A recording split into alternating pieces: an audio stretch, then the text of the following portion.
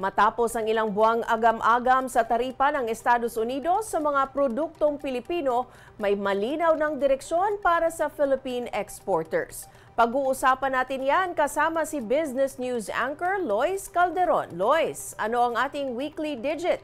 Salamat, Menchu. Ito na ang ating weekly digit. Zero tariff o duty-free na ang agricultural products ng Pilipinas na papasok sa Estados Unidos.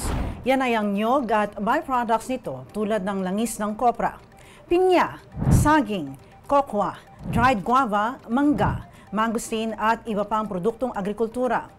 Ayon sa DTI o Trade Department, katumbas yan ng $1 bilyon o halos 60 billion pesos na maaaring kitain ng bansa sa Estados Unidos sa sektor ng agrikultura.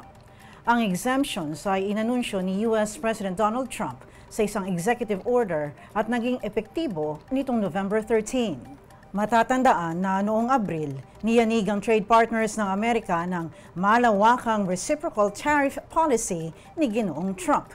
Dahilan upang pangambahan ang posibleng global economic slowdown. Sa Pilipinas, una nang ipinataw ang 19% na taripa at exempted lamang ang electronics o semiconductors. Pero ngayon nga, naging malinaw na duty-free na din ang mga prutas at iba pang produktong agrikultura. Nagalak ang Philippine Chamber of Commerce and Industry sa desisyon ng Trump administration at napawi ang agam-agam ng Filipino exporters o yung mga nagbebenta ng produkto sa ibang bansa. Ayon naman kay Executive Secretary Ralph Recto, may pakinabang din ang Estados Unidos sa pagtanggal ng taripa sa hangaring mapababa ang presyo ng pagkain at prutas doon. Lois, magandang balita nga yan, hindi lang sa mga kumpanyang nag-e-export, kundi pati sa mga magsasaka. Gaano ba kahalaga ang Amerika bilang trade partner ng Pilipinas? Menchu, nyog ang pinakamalaking agricultural export natin sa US. 60% noong $1 bilyong na kabuang halaga ng mga duty-free na produkto.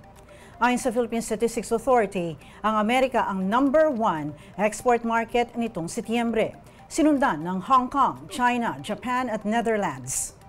Mahalagang driver ng ekonomiya at source ng dolyar ang exports na tumutulong maging matatag ang piso.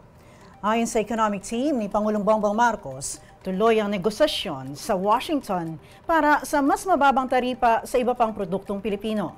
At yan ang ating weekly digit ngayong linggo. Balik sa iyo, Menchu. Maraming salamat, Lois Calderon.